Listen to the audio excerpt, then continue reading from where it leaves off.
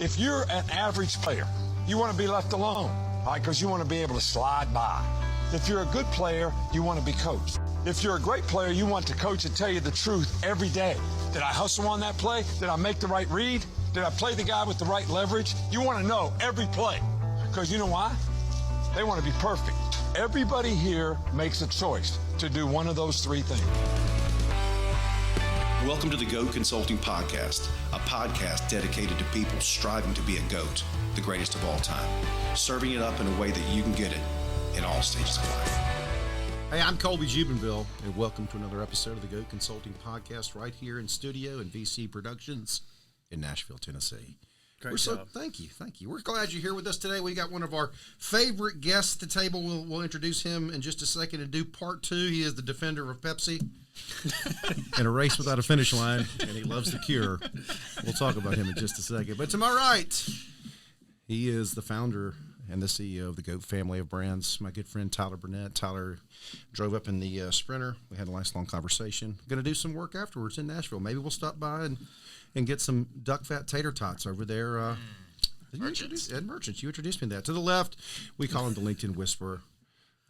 He is the calming force to our show. Faraday is the T-shirt you have on today? Yeah. And found out about Faraday through our good friend Max here? No, I found out Faraday, my bank account found we out just about know, Faraday. we just know that. Do you buy it through Faraday or like Oak Hall? Both. He has a small ownership piece in that. We want you to buy when it's not on discount. Yes. John Byers. John, thank you for being here today. We're going to continue our conversation with Max Goldberg, co-founder and owner of Strategic Hospitality, and child on the way in a great season of life. We appreciate you taking time to be here today. Great to be here. I've never heard anyone say the defender of Pepsi. That may be my new you need to put that on your handle. That's right. I like it. Yeah, Previous. Well played. Former. Yes, former defender of Pepsi. I've gone to the other side at this point. You know, Max might help us rewrite our your framework for the episode, because when we talked about the 20s, 30s, 40s, and 50s offline, he said, I kind of see that as earning, learning, and returning. He did. So maybe that'll come out as well. But I want to start with this question. He said learning, earning, and returning. Just... There you go, Professor. That's it. Yeah, there it is. So yes, thank you. Because in your 20s, like you don't have talent, you don't have money, you take more than you can give. Yeah. Yes, it's for some of us. You have been nominated for the James Beard Award 12 times, a semi-finalist 5 times.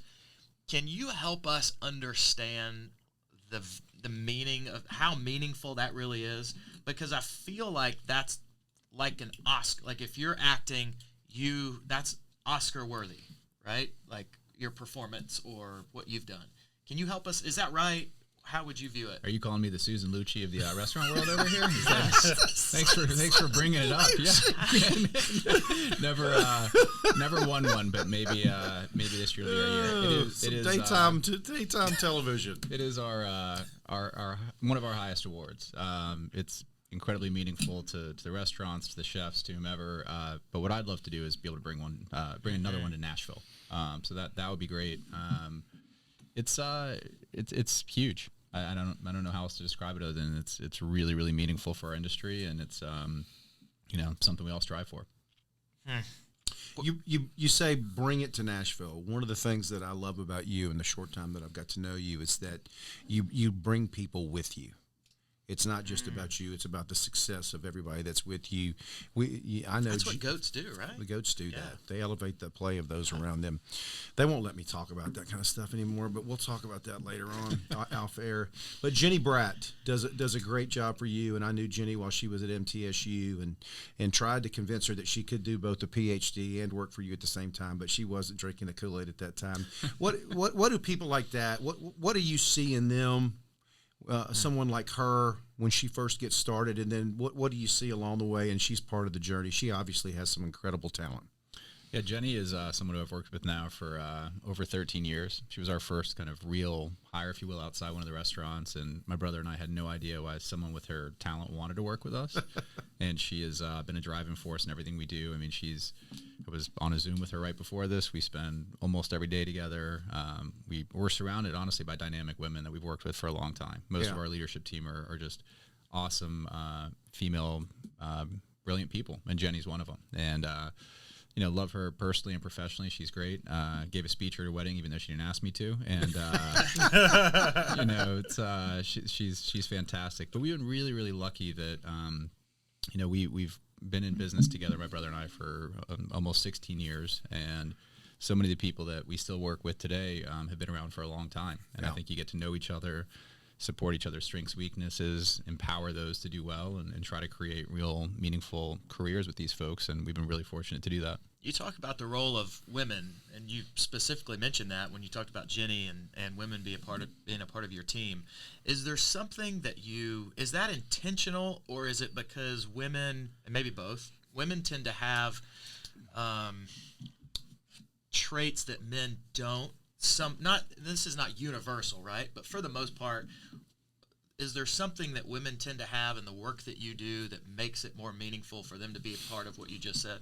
I wish I could say something really brilliant. It just happened. Okay. I mean, there was no intentionality about it. They were the most talented, best people around us, and they happen to be women. And it's awesome to be able to do, and I love their perspective because it's similar and different than mine, but there was no intentionality about it. Just organically happened. Because what I might make up is that, it's kind of like this motherly hospitality kind of feel, like the patriarch or the matriarchs in the family, right? Like there's something that we all, maybe not all, certainly not all, but maybe some of us grew up with like that kind of matriarchal I did not experience. grow up with that, but I would like that. Yes. Whether, for me, it was at my grandma's, right? Every time I went over, and so there's just something. So, anyways, I would just say they're the best at what they do, and they run our show for sure. The organizational piece of it, the brilliant critical thinking, they're just awesome. And I did support Jenny to get her doctorate, by the way. I just wanted to make sure she wouldn't leave us. But I don't want you to think I wasn't supportive of that happening. She told me that. Education first. Yeah, there you go. Yes. Can we talk about strategic hospitality? I feel like there's a lot of intention around the name of the mothership. Is that how it started, or was it just one restaurant and then you decided to move into that? So my brother founded it. So he called me when I was still living in New York, and we were trying to think about names. And I remember sitting in my cousin Rachel's apartment in New York talking about it. And we were all just kind of brainstorming at the dinner table together. And he had a few different names. He was thinking about Midnight Oil was one of them, which is actually Randy Gerber's group from Casamigos and Sky Bar. And so that didn't work. And strategic hospitality just kind of came about because we knew, and again, I was working in New York. This was just Benjamin's company before we partnered up, but we wanted the name hospitality, and then we thought strategic can mean so many different things, and it just kind of worked, and so just came about strategic hospitality. Yeah, one of the things when I think about strategy is I think at the heart of competition is strategy. And at the heart of strategy is not about being the best. Everyone says they're the best. It's about the unique value that you deliver. When you think about your different properties, your different projects, what is the one piece of unique value that ties them all together? We strive that hopefully everyone has that perception of value, that whether you're going in for a $7 cheeseburger when Paradise Park was open or a $250 tasting menu at the Catbird seat, you leave feeling like you got value for what you came in for. And we provided true hospitality. And to me, that means a lot more than just great food and drink. We live by the Maya Angelou quote that people may not remember what you said or what you did, but they always remember how you made them feel. Yeah. And the one thing that we ask ourselves every day is how can we get better? And how can we make sure that people feel that warmth in our restaurants? And we hope that's a consistent theme, whether it's at the soccer stadium or baseball stadium for a concessions piece. We're working on a pretty cool airport project right now, and how do you do that at scale versus when you come into Locust and you have the chefs delivering the food and you have that interaction. Yeah. How do you feel that warmth? And so it's a living, breathing organism that we fight for every day. But that's hopefully the core of what you experience. That if you come into one of our restaurants, you feel warmth. You didn't land on strategic service, so there was something very intentional around strategic hospitality. So I want to get some feedback from you on how might you differentiate service and hospitality. Service has to happen. You have to have good service. But to me, and I'm not discrediting, how important service is, but it's almost a throwaway to me that you should be able to know what to do and to have that service. And you guys can maybe think about this. How many times have you gone into a technically perfect restaurant, but it was cold, you were a number in the system, you didn't really leave feeling great. And I've been fortunate to eat in some of the best restaurants in the world, And I can tell you my experience at Arnold's Meat and 3 is better than most of them, right? You walk in and the way you feel in that space and the hospitality you receive, that's what you remember. And so to me, I remember how I felt in the space. The food and drink needs to be great, and we strive to be able to have some of the most talented chefs putting out the absolute best food in the world. But if you go to some of these restaurants and they have the best food and drink in the world, but you don't feel welcome or warm, you're not going to go back. Mm-hmm. I heard somebody put it this way, and I think you nailed it. Service is doing the thing you do, precision, accuracy, efficiency. Hospitality is how you make the person feel that you're doing it for. Yeah, I think that's right. I mean, would you guys want to go into the best, bite of food you've ever had, but you were treated really poorly and you don't feel great in the space, or would you rather go into a place that has pretty good food but you feel great? Hopefully you can do both, but I personally can't go into a space where I don't feel welcome or warm. And some of these top restaurants in the world you go into and you just do a number in the system and they're just executing what they do, and it's brilliant and beautiful, but I have no desire to go back. There's not memories necessarily created for me. That's just not what we strive for. That's not who we are. That's not the ethos of what we do. Earlier you talked about ingredients, and you kind of alluded to ingredients around what makes food excellent. I think there's obviously most of us probably understand ingredients are very important, right? Certainly in the 12 venues that you have today. What are the type of ingredients that go into creating that warmth that doesn't have to do with food? Yeah, I'm a big believer in betting, on the right jockey, maybe not the right horse. And so when Trevor, for example, who was at Noma for a few years, ran their best restaurant in the world, which is one of the most inspiring places ever created, and he was our second chef at Capard.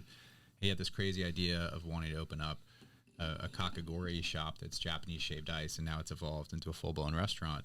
I had no idea what he was talking about, and I learned, but I believed in Trevor. And so that's played out really great, and it's been a fantastic restaurant. I think a great addition in Nashville. Locust, yeah. But I think you really need to have the people that are around you at your core and really know how to support them, how to get out of the way, how to empower them. I think that's first and foremost. I think you need to be really smart with your financials. I think you need to make sure that you find good deals to put together. And I think the most important thing is to be kind. And that doesn't mean that you can't be competitive, and that doesn't mean that you can't try to be really great at what you do, but be kind about how you put deal structures together, how you treat people. And I think at the end result, you'll do better financially, you'll create a more meaningful product, but just be kind at the core of it. My goat for this episode was Danny Meyer. Oh, sure. I read his book every year. Yeah. And when I was a kid growing up, my dad, who is my stepdad, Wayne Williams, I call it the Wayne Williams School for Better Living and Better People. Part of what you had to do every Sunday was watch 60 Minutes. And you didn't have to have your eyes open, but you had to listen. And so I still today watch 60 Minutes. And I watched Anderson Cooper interview Danny Meyer. And I wanted to read this to you and get your thoughts on it. He said that to Danny, he said, so the experience of dining out for you is the most important thing. Just asking that question. And Anderson has ways to ask questions that peer into people's souls. Tell us just real quick, Danny Meyer. Yeah, founder of Shake Shack. Got it. Thank you. But also, I love Madison Park, setting the table. Revolutionized the restaurant business, right? Yep. Yeah, he is the embodiment of hospitality, in my opinion. Said no smoking in bars, small plates, tried things that took risks that nobody else would take. But here's Meyer's answer, and it makes me think about some of the things that you said. I think the experience of how you're made to feel is the most important thing. Hospitality basically says the most important business principle at work, way beyond the food tastes great. And by the way, if the food doesn't taste great, you'll never come back here. But if the food tastes great, that alone doesn't make it. That does not assure that you'll be back here. So what hospitality does is it adds the way we're made to feel on top of the food tasted good. And here's the lesson that he said that he learned along the way. He said that we teach our people that everybody on earth is wearing a sign. And on that sign, it said, I want to be made to feel important about X. And through empathy and vulnerability, we teach our people how brightly the sign is lit, how big the font is, and what X is. And I thought that was a really interesting way to describe that warmth that you're talking about. Yeah, I mean, Danny Meyer is certainly a goat, somebody I respect and admire, and I had the opportunity to meet him in line at the original Shake Shack 17 years ago. Wow. And had no idea who he was, but he was waiting in line just like everybody else. For that hamburger. But it all comes back to the hamburger, boys. There you go. Anderson asked him, "What is it about this burger?" He said, "It's just not hard on your mouth." He said, "The way that the taste it makes it's different than anything else." Well, we were talking about brisket earlier. His I think it was his brother who maybe was there with him joked that it was Passover in that burger because there's brisket in the burger as well. Which maybe I'm giving up trade secrets here, but we thought it was the funniest thing in the world. But no, I think Danny Meyer absolutely nailed it, and it's all about that warmth. I mean, what we do for a living is so much more than food and drink. And we were talking about Pinewood earlier. We had an experience where one of our regulars, Always Smiley, came in and just seemed a little off, and so went over to check on her and said, "Hey, is everything all right?" And she said, "Well, today's a really big day to me." Like, "Oh, great! Like, what's going on? Should we get some champagne? Should we get some bourbon? Should we get you a burger? What do you need here?" And she said, "Well, today's a big day," and she's probably 35, 40 years old.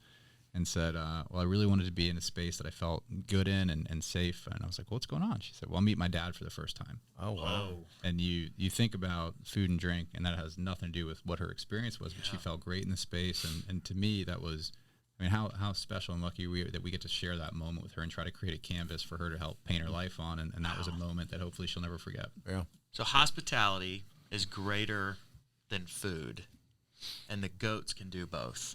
Here's what I wrote. We've been all over to strategic hospitality spots. I don't feel like a customer there. And I'm not saying that because you're sitting here. I'm saying that because of the experience. I shared some of that in the first episode, the first part of our conversation. But what that feels like to me is here's how I wrote it. A feeling of transaction is the enemy of hospitality. And I feel like when I enter into one of your spots, or if I'm at Bastion and I look up and like the chef's talking to me, making whatever beautiful thing that's about to go on my plate, and I've got like the Bob Ross chia head in front of me, and or if I'm at Catbird and I'm opening the Cookie Monster cookie jar at the end of the dinner, like all of that plays into an ingredient that promotes connection. And it has less to do with the food, and yet somehow you figured out how to do both. And I'm not asking a question other than maybe there's a question. I just want you to travel with me everywhere. This is the greatest Friday morning ever. Was this all the dream? Like, was this the dream? I wish I could say there was a real, thoughtfulness that went into it. It's just, I think, who my brother and I are as people, and I think that it's we want to make sure that people feel great in our spaces and be able to create those memories. And the reality is I'm not a good chef. I'm not even that great of a bartender. And so I'm able to surround myself with the most talented people and try to create a culture where people love what they do. And hopefully that passes on to the customer. And we put our staff and the people we work with every day first, because they're the ones who are going to go out and execute for the customer. And, one of my absolute favorite people in the world and a mentor for me was the director of student life from Denver University. We went to school because I was, longer story, but I was student body president in school. They thought it was a liability, so they signed me to this guy. He still to this day is someone I'm very close with. And he talked about the difference between love and fear and how you make decisions thoughtfully when they're based on love. And when you have fear, that's when you make irrational, crazy things. But he also had a brilliant statement that he said, I look at food as a vehicle for conversation. Mm-hmm. And especially kind of in today's age where I think the art of conversation is not as strong as it used to be. If we can create spaces where people put their phones down for a minute and will engage and share a meal and have that conversation and create those memories, that's one of the reasons I get out of bed in the morning. We need to make sure that James Beard gets this episode. Yeah. Do you know James? So we're just joking. No, I need to make sure we email it to him. I like how curious you are too. I think that's that curiosity you talked about earlier just continue to make you think, well, how can I make these people feel more at home? And it takes me back to Joe Calloway, a guest we had on the show, in one of his books. I don't know if you know Joe, but one of his books is Be the Best at What Matters Most. And I think so many times if you go to a restaurant, those people are trying to get the most out of them. They just say, what do you want to eat? I'm servicing you. I'm going to get you the food quick. It's going to be warm. Instead of figuring out what you want and being the best at what you want and what you're willing to pay that money for and get that value for. Me and you met with somebody that was owner of a construction company. We had breakfast there the other day. Yeah. And what I remember from that experience was that woman came to our table like 47 times and interrupted our conversation. And what I thought about is if I was her, how could I have done that better? And I thought, man, if I would have came to the table and said, hey, what are y'all doing here today? Oh, we're having a meeting. Okay, well, I don't want to bother you. If you could do this, I'll know you need a refill, or I know you need to see me, but otherwise I'm going to leave y'all alone and let y'all have your time and have your space. Yeah.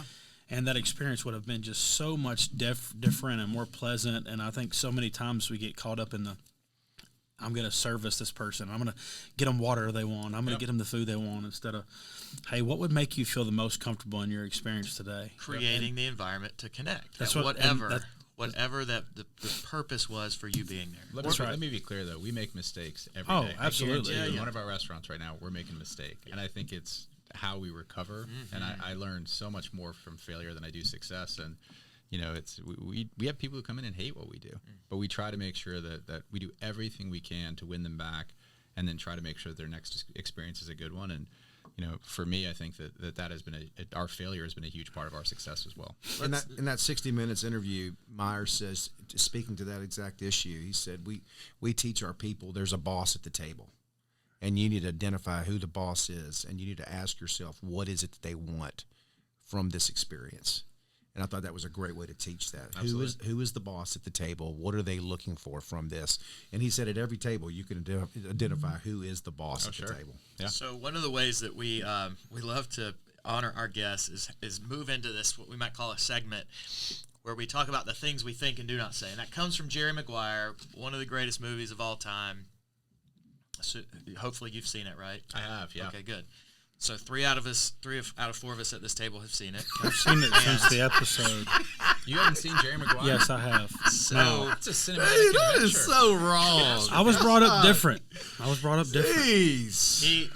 Jerry at the beginning writes a mission statement. It's not a memo. It's not a memo, and it's called "The Things We Think and Do Not Say." The future of our business. And so we like to have some really cool conversations with our guests about what that means to them. I think maybe you mentioned you had something that, what is it that happens in your world, whether it's related to your work or otherwise, that we're not supposed to talk about, but might just change the world if we did? Yeah, let me start by saying I'm guilty of this myself. And so it's easy to say, oh, I wish it was different, but I certainly have not been a first adopter of this.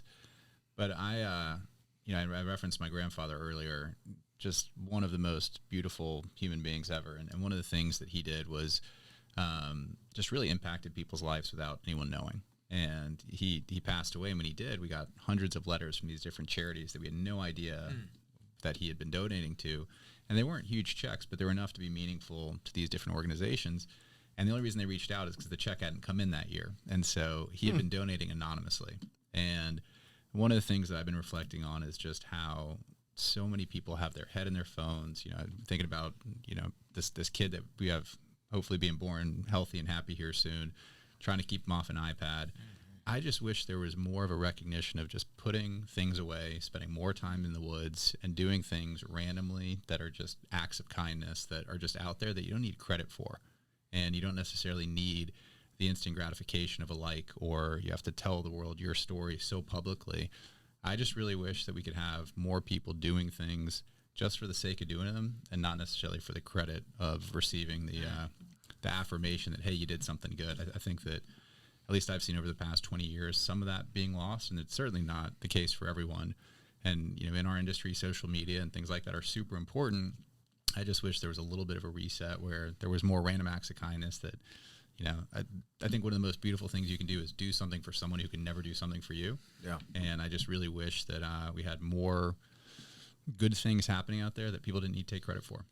When it comes to technology, social media, how does that part of what you just shared play out in your own life? Like, do you set parameters, boundaries, whatever you want to call them, around when I go home, shutting things down here or there?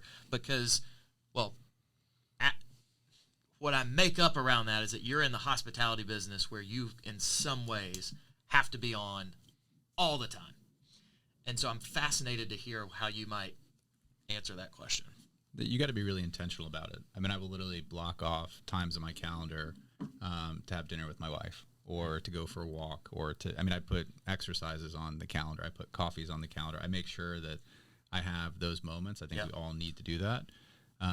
But no, it's something I struggle with. I'm constantly on my computer. I'm constantly on email. I'm constantly on my phone, just because it's, we talked about the learning, earning, and returning. Right now in the second kind of phase of my life, I got to be earning, and then hopefully I can be meaningful and give back as much as humanly possible.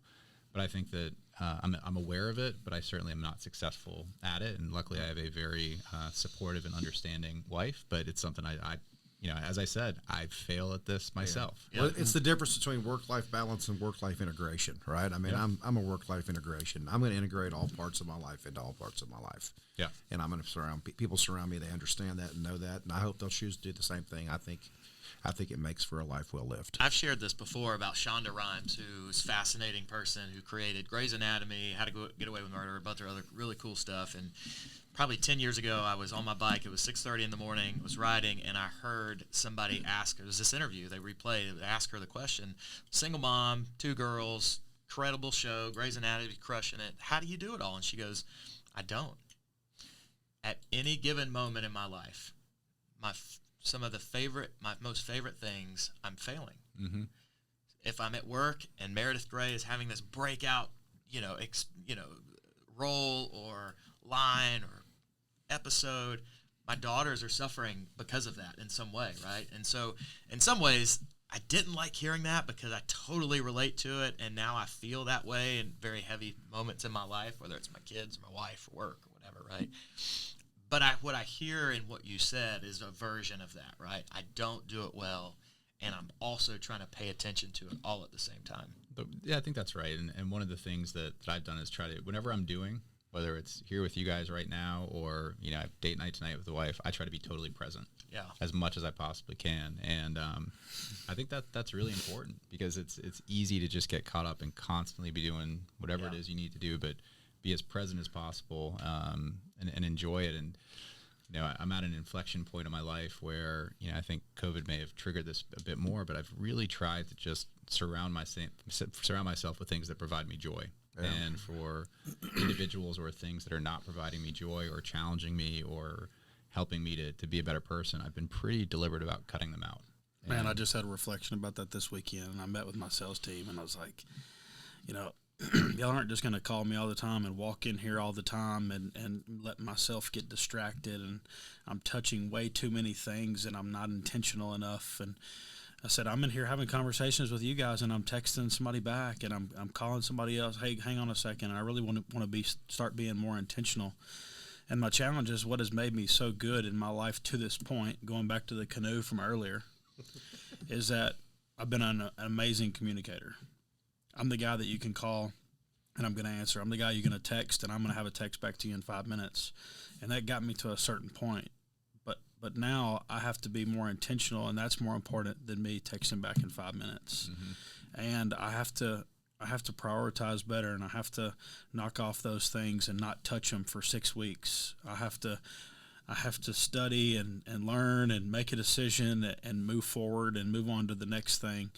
And it's cool to hear you say that because it's literally one of the things in my life that I've been dealing with, not just being on the phones at night or in other times, but being more deliberate and being more intentional with everything you do, whether it's exercise or a meeting or a podcast or whatever. And definitely been a struggle in my life, but it's nice to hear somebody else say that too. Oh, this kid on the way, a great friend of mine, Kevin Roddy over at Pinnacle Bank, had a great phrase. He said, hey, with this kid coming up, it's long days and short years. And I just want to make sure that I don't blink and this kid is 10 and I've missed some of these moments. And we all will, right? But I'm trying to be really intentional about trying to set things up to, be the best at I possibly can. I appreciate you saying that. So one of the things that we talk about, the final layer of the Max Goldberg onion that we want to peel off here. The defender of Pepsi. I love it. The defender of Pepsi. And maybe one of the things that brings you joy is what we want to find out your top 5 songs. So I don't know if you're a Spotify guy. They just came out with the Wrapped. If you've got that easily accessible, you're at the gym. Not sure if you're a music guy at the gym or you're yelling at the top of your lungs like Tyler does when he. We've got 70 seconds, so come on with it. When he's pumping it. I'm gonna give you a dose of your own medicine here. Yeah. 7 minutes and 12 seconds to be exact. Well, you got 420 seconds. What is Max Goldberg's top 5? So I did pull these, and the first one, and this is in no particular order, but my top 5 songs were Talking Heads, This Must Be the Place, Naive Melody, which one of my absolute favorite songs of all time. And Wow. I don't know that I've heard that one. was with my great friend Jasper Vanderherd, who unfortunately passed away, but just an absolute goat in his own right. Introduced me to it, and I think I listened to it about 100 times in a row and still listen to it this day. Absolutely. It's if you've ever seen the movie Wall Street, it's when he's rolling sushi and Okay. I think inappropriately doing drugs, but that song is playing and it's brilliant. The next one, and this is just what popped up on Spotify, but Shadowboxing by the the Genius. Oh yeah. We actually had and did a chess tournament at Bastion. He's a brilliant chess player, and the only person that beat him was a 9-year-old from Nashville. This is Wu-Tang for those of you that aren't as familiar as me as 90s hip hop. So Yes. just make sure. It's not Need to Breathe, but it is the Wu-Tang Clan, so I'm on it. Giant Wu-Tang. Come back fan. whenever you want, my friend. I Come think back were here whenever we you both want. at the Ryman when they played there a couple years ago? You know, one of the many reasons I knew I love my wife is she's from England and has this beautiful English accent, and she'd never heard of the Wu-Tang Clan, and we came back that night, and she goes, I really enjoyed the RZA, the Jizza, the Ghostface Killer, Inspector Deck. I was like, oh my God, marry me right now. So yes, can you we walk were away there. from that? By the way, Alice's wife's walk-up song is "Hit 'Em Up" by T.I. Yeah, I was really impressed by that. It's a great question. That should be a question for the show, by the way. What's your walkout song? The next one is Bill Withers, Lovely Day. If that can't put you in a good mood, I don't know what to tell you about. I'm Going Down, Bruce Springsteen. Banger. Yes. Everywhere, Fleetwood Mac. And then not on the Spotify top playlist, but a song that I just think is one of the best recorded is The Dance by Garth Brooks. Oh, so good. Beautiful. Kind of all over the place with my songs, but there you go. Nothing wrong with that. Beautiful. Say the one quote very quickly that you shared in between the conversation earlier that didn't get recorded, but from Garth that you said that was your favorite. He had a great line I heard in an interview one time, but it's I'm not selling this show, I'm selling the next one. And if you think about that in what I do for a living, you guys come in, we've got you. If you're sitting down, you're ordering food, you're probably not leaving. Yeah. But we're not selling this experience, we're selling the next one. So we better be damn good at what we do and make you feel great and make you feel that warmth so that you come back the next time. Mm-hmm. It's the dance. You got to be careful with John. I'll just leave you with this. I was at a concert one night, and so with my wife, and John texted me, "Hey, what are you doing?" And I didn't want to tell him that I was at a Dixie Chicks concert. I think that's what I was at that night. That's right. The Chicks, man, they're awesome. Well, just some people, they polarize the Most country. people wouldn't so tell a story on here about they lied to you- their friend. But here we go. Just you gotta finish it now. And so I said, "Yeah, I'm just in downtown Nashville." He said, No, you didn't. You said I'm at at home. I'm at home. I'm at home." It was worse. And he said, "You wouldn't tell me that you're at a Dixie Chicks." Well, I turn around, and he's right there next to me. So we know that Dixie Chicks is on John's Spotify list. That's They're for sure. awesome. I support the Chicks and so many of their songs, bangers. I just think you guys need to unpack that relationship a little bit. Yes, that you, we do. Well, you it and Phil- was session for it that. was the start of all this. We appreciate you being here with us today. We appreciate So good, you Max. sharing Thank you.